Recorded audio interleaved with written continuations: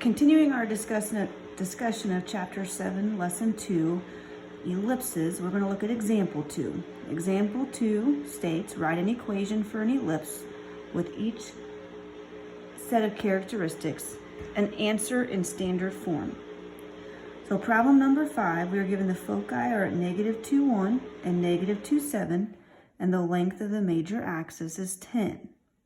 First thing I recommend doing is drawing a picture of what we are given. Okay, so off to the side, I'm going to sketch a coordinate plane. Okay, I have a point at -2, 1 and -2, -7. Okay, so I'm going to go left several points and down several points. Okay. So I have a point at -2, 1. So from the origin, I'm going to go left 2, up 1. Okay, this is one of the foci. And I have -2, -7. So I'm going to go left 2, down 1, 2, 3, 4, 5, 6, 7. Here's the other point for the foci. Now, this information tells me that my ellipse is elongated with regards to the y-axis. So standard form of my ellipse is going to be x minus h quantity squared all divided by b squared. And a squared is going to be located under the y value,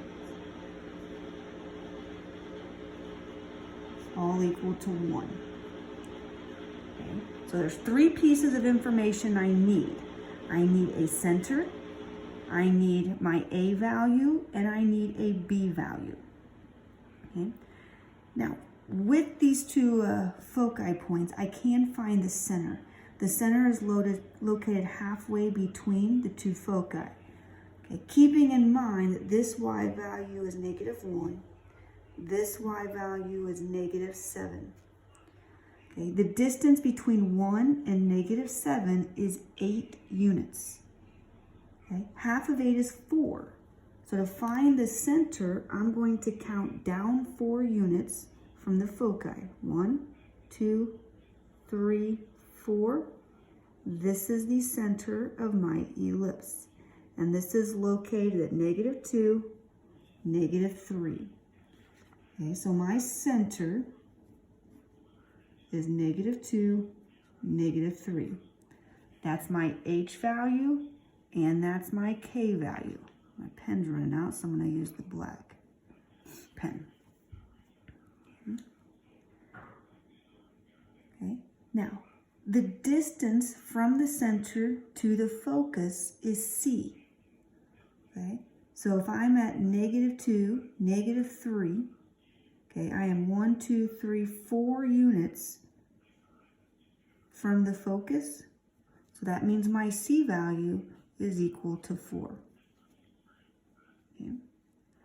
Now, I was also given that the length of the major axis is 10. Okay, the major axis is 2A. So I know that 2A is equal to 10. Divide both sides by 2, and A equals 5. Okay. Now, if I have my A value, I can find A squared. I have the center, I know H and K. Now I need to find B squared. I know the relationship between A, B, and C is C squared is equal to A squared minus B squared. My C value is 4, so C squared is 16, 4 times 4. My A value is 5, so 5 squared is 25. I have minus B squared. I'm going to solve for B squared. I can subtract 25 from both sides. 16 minus 25 is -9, equal to -B squared.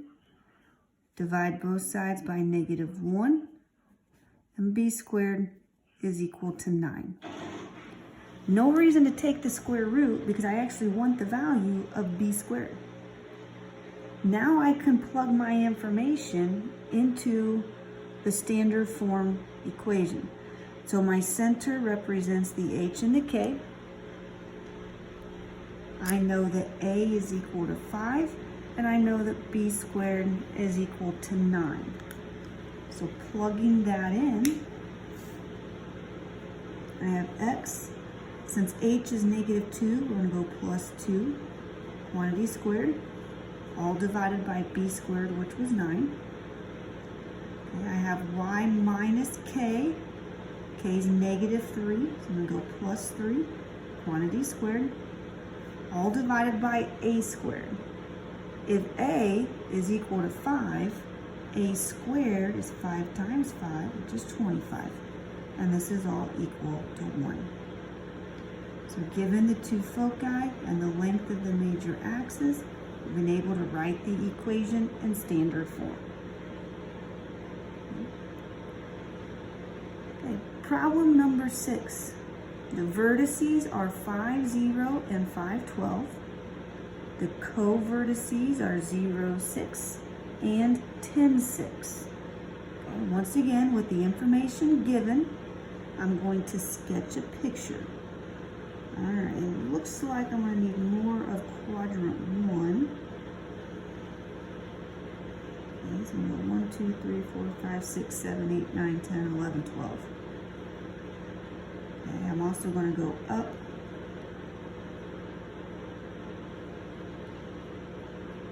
12 units as well. Okay, so my vertices are at 5, 0, and 5, 12. So 1, 2, 3, 4. Here's my point for 5, 0. Straight up, I have my point for 5, 12. And this is 5, 0. Now, these are the vertices.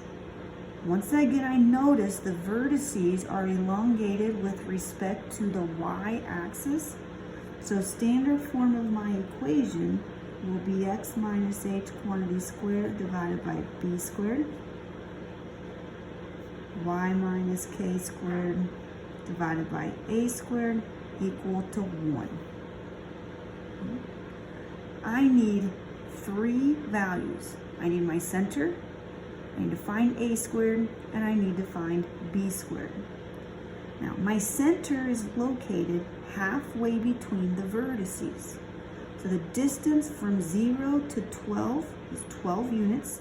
Half of that is 6. So my center is going to be 6 units up from the vertice 5, 0. So 1, 2, 3, 4, 5, 6.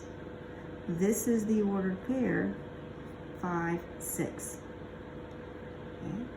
So take notes. My center is 5, 6. This is my h value and my k value. Okay. A is the distance from the center to a vertex. If I start at 5, 0, this distance from the vertex to the center is 6 units, so A is equal to 6. Now, I'm also told that my co-vertices are located at 0, 6, and 10, 6. 1, 2, 3, 4, 5, 6, 7, 8, 9, 10, up to 6. Okay, so here I have my ellipse. And this is just a rough sketch. Okay. Now, my B value is the distance from the center to a co-vertex, and it is 5 units from the point 0, 5 to 5, 6. That means my B value is equal to 5. This is enough information to write the equation of the ellipse in standard form. Okay, so I'm going to have, my pens are running out. Let's try this. So I have x minus, my h value is 5, quantity squared, all divided by b squared. If b is 5, b squared is 25, plus y minus k, my k value is 6, Okay, a squared, 6 squared is 36, all equal to 1. So with both my vertices and my co-vertices, I had enough information to write the equation in standard form. Okay. Problem number 7. Again, I'm going to draw a picture with the given information. Okay, my vertices are located at 0, 8, and 0, negative 8. Okay, so I have a sketch of my graph. 1, 2, 3, 4, 5, 6, 7, 8. Okay. So what I know is my vertices are at 0, 8, and 0, negative 8.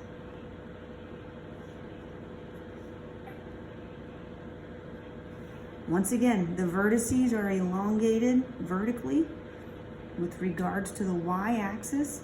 So standard form of my ellipse will be x minus h quantity squared, all divided by b squared, plus y minus k quantity squared, all divided by a squared, equal to 1. Remember, a is always the largest denominator. Okay, a is the distance from the center to a vertex. Okay, so if it is elongated vertically with respect to the y-axis, a squared goes under the y value. Okay? Now the center is halfway between the vertices.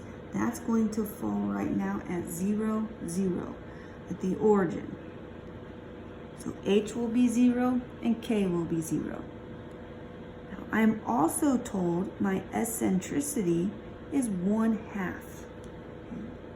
Now if you flip back a page, remind yourself, eccentricity is the ratio of C divided by A.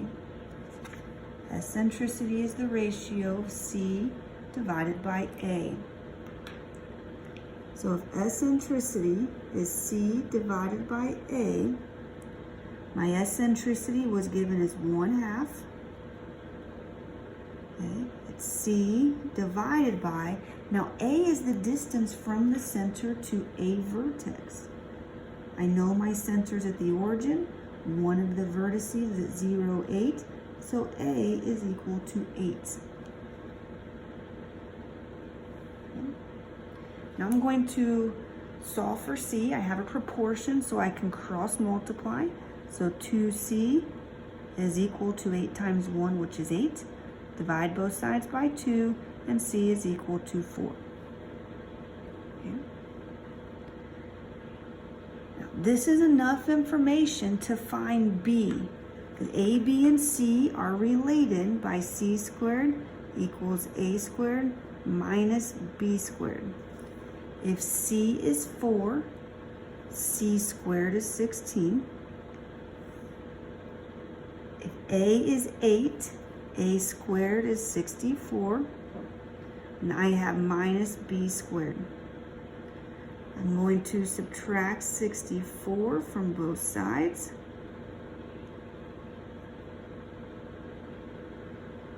Okay, 16 minus 64 is a negative 48.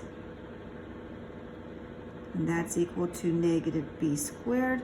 Divide both sides by negative 1, and B squared is equal to 48.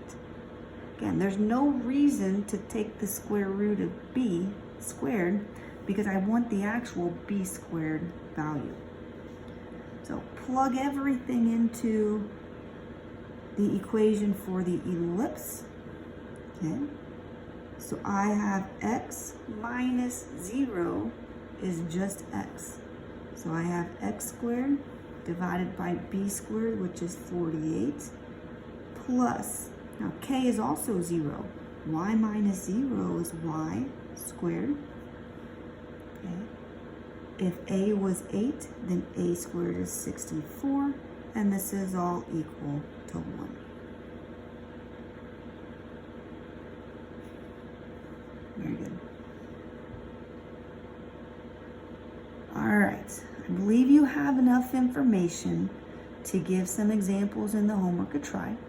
Okay, if you have any questions, make sure you write those down, make a list of your questions so I can address those in class. Now, before we wrap up today, I would like for you to flip over to the next page. I would like for you to try to find the eccentricity in example 3. Remember, eccentricity is the ratio of C over A. So use the relationship between A, B, and C to find your C value. Okay. And finally, in example 5, we're going to write each equation in standard form. So you're going to practice writing these equations by completing the square, and then see if you can identify the related conic. Okay. Again, if you have any questions, make sure you make a list of those, and I will address those next class. Good luck.